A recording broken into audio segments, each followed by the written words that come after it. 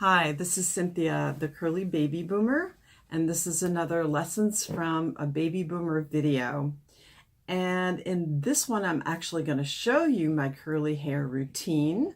That's what I do, how I do it, and the products that I use to do it with. So the question that I get asked most often, usually from people with straight hair, is like, do you wake up with your hair looking like that? Or what do you do? How do you do it?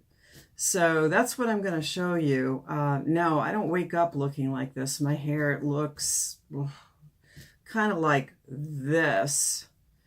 So yeah, there's a lot of steps that I have to go through. They don't take that long, fortunately. And it doesn't take that much effort once you have it down to a routine. So here's a cautionary note. What works for me may not work for you because everybody's curly hair is different. And this is what works for mine. I have coarse, thick, low porosity hair. And according to Andre Walker's hair chart, I'm a 3A, 3B curly hair type. Now that may not make a lot of sense to you. Have no fear. I'm going to be talking a lot about that in an upcoming video and be taking you through that. I wish that I could make this process really easy for you if your hair is slightly different, but I can't. This is really going to be trial and error. So I want to mention that I have three main goals for my hair, and it's pretty universal among curly hair.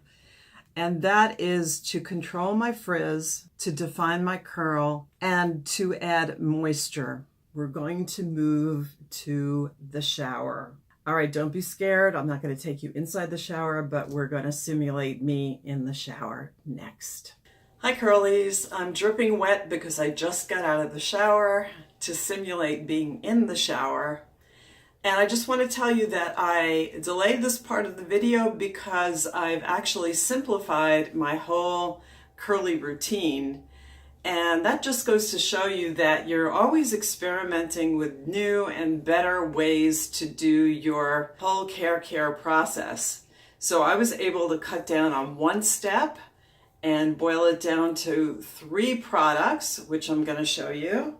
So let's assume I'm in the shower and I just washed my hair with Diva Curl No Poo shampoo, which has no sulfates, no parabens, no silicones.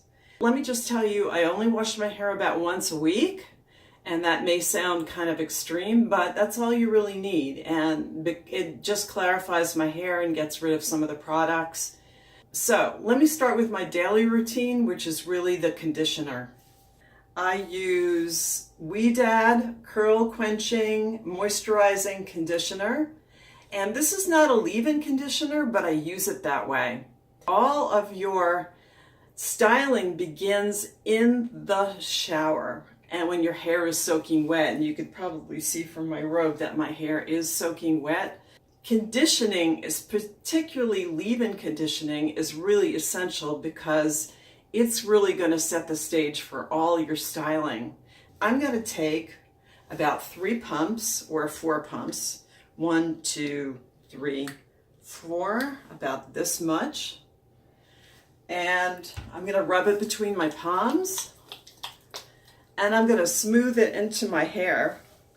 My hair's a little bit tangly right now because it's not soaking wet. It got a little dry when I stepped out of the shower. And I'm also, while I'm smoothing it, I'm also raking it through my hair with my fingers. Now, this is the only time that I'm ever going to use either a brush or a comb, and I use a wide tooth comb to comb it through my hair. So the product is going to be evenly distributed. And it really doesn't need that much of a detangling, a little bit in the back, but that's about it. By the way, this mixture of products that I'm using is called a curly cocktail. One of the things about the curly world is that it's a whole new vocabulary. So by the way, I was on a trip recently and I used the Dad leave-in conditioner, and I think I like that better, but I still have a lot of the regular conditioner, moisturizing conditioner left, and I'm not gonna toss this out because, hey, it's just too expensive to do that. So when I buy a new bottle, I'm going to use the leave-in conditioner. Just a little bit better results than what I'm getting now with the moisturizing conditioner. Next, I'm going to use, now granted I'm still in the shower, my hair's still soaking wet, I'm going to use something that is called the Curl Keeper Original Total Control for Frizzy Hair. So is it total control for frizzy hair? Nah, not total control, but I think it really cuts down on the amount of frizz that I have. So it's worth the time, it's worth the effort. One nice feature about this product is that it is very liquidy, which I'll show you in a second, and you can't really overdo this stuff. I really highly recommend it. It really helps for my hair. I'm going to show it to you now. Whoops, I haven't used the pump before. All right, I start with about this much, and I'm going to add to it because this is not enough for my whole hair. I'm going to rub it together. It looks really gloppy. Again, I'm going to smooth it on my hair. By the way, another term for smoothing on your hair is praying hands. That's another curly girl term. Praying that your hair is not going to be frizzy, maybe. And I'm going to flip it over. And I'm going to get the underside. It's definitely not enough. Glasses are coming off. And you'll notice that, again, you can't overdo this stuff, which is nice. So I'm both squishing it, raking it. You hear that squish? What you're going for here, slimy and squishy. Wow, slimy and squishy. Who would have ever thought that's a goal? And speaking of goals, the conditioner is cutting down, is adding moisture to your hair, and this product is addressing the frizz. So those are two of my curly goals. Okay, so I'm still in the shower. Now I'm going to start my whole process of scrunching. All right, scrunching is just what it sounds like. So I'm going to flip my head over, and I'm going to bring my hands up to my scalp, and I'm going to do this about, I don't know, 10 times. But hear the squishing sound? That's what you're going for. Squish. And if I flip my head back up, you should see some of the curl formation starting at this point. Okay, but I'm not done yet. My hair is a little bit drier than it would be in the shower. It would be dripping more. But let me show you the next step. So the next step, so you don't walk out and drip all over the place, is to put a towel on your head. That would be the normal thing. But you can't use a normal towel because a normal towel would encourage frizz and discourage curl formation. So what you want to do is use a different kind of towel. You can use a cotton t-shirt and then wrap it around your head, or you can use a microfiber towel. Here's an example of one. This is an Aquas, that's the brand, but you can use other brands, it doesn't matter. And the one that I really like is the turban style, just because I find it really convenient and easy to use. All right, I'm just gonna drop my head forward, get all the hair in, kind of plop it down, twist it away from the hair. So it's, my hair's in here, I'm twisting it at the top so there's no hair in there, and then turning around and buttoning it. All right, so that's going to take some of the moisture out. It's going to save some of the drying time. By the way, it takes me about 5 to 8 hours to dry my hair completely, to air dry it. So this is going to cut it down, but not that significantly. So it's going to take some of the water out. For some people, Wow, this might dry their hair about 60 to 80%, which is great. For me, it's going to help about 20%, but it does help and you have to do it. Otherwise, you're going to be dripping all over the floor. So, as you can see, makeup is on and clothes are on. And now it's time to remove the towel, the turban. And I'm going to start putting on the gel. And I'm going to be using the Dad Curl Quencher Moisturizing Gel. And I love this stuff. I really do. I like it better than the Climate Control Gel, which is probably the most popular Dad product that's on the market. But I just think that this stuff just does what it's supposed to do, and that is adds moisture to your hair and adds a lot of control. And I'm going to put a little bit on my hand so you can see. It's very liquidy, which is great. This is not the amount I use. I'm just going to stick this on my hair for now while I explain. What you're going for when you add gel is a gel cast. And what's a cast? A cast is that hard coating on your hair, which feels kind of gross when it dries. But don't freak out about a gel cast because you can always soften it up. But the cast gives you that hold and control that you need to really define your curls. So let me show you how I do it. All right, I'm going to break my hair up into 4 parts and I just crunch up. I'm going to show you. So you could put it up with clips, but I just sort of twist up my hair like that. So that's the top part.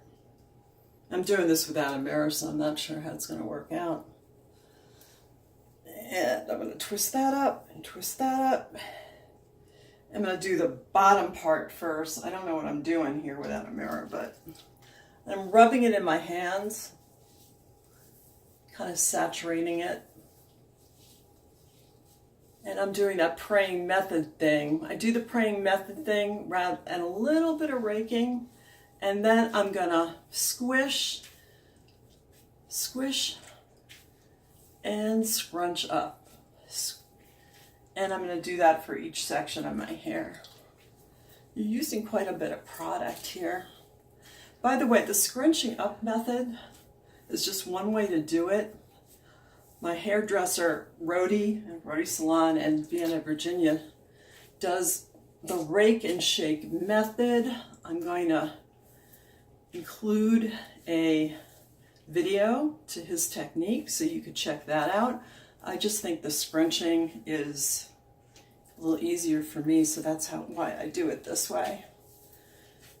Okay. Again, don't be nervous about how much product you're using because more is better than less.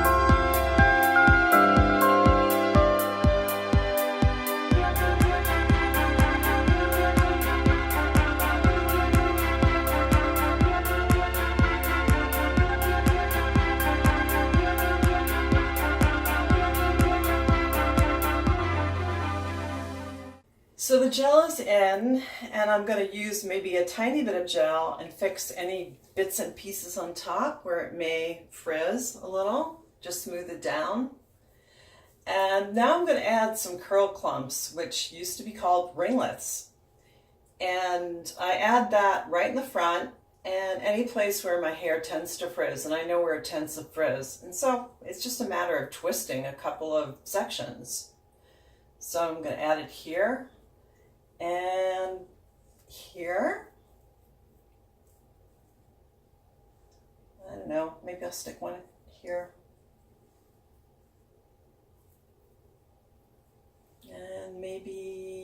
here. If I wasn't lazy, I would probably do them all over, but I'm not going to devote my life to this, so that's all I'm going to do. All right.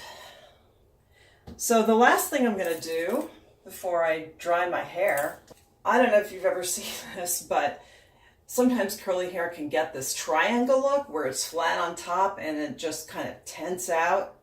Not the most attractive look. So to get some height, when you're drying your hair, you can just add a few clips. And this technique was also taught to me by my hairstylist, Rhodey, at the Rhodey Salon. So I just got these clips at Sally Beauty. You can use those. And there are other types of clipping techniques, and I included a link to clipping techniques down at the description box. But this is what I do. I only put 4 clips in. So I add them kind of parallel to my scalp, to my face. So there's 1 that adds some lift.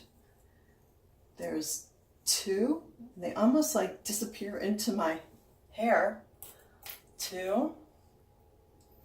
And this one goes almost perpendicular. 3. I'm going to kind of knock that one out. 3. And 4. They don't have to look perfect, but they are going to create some lift.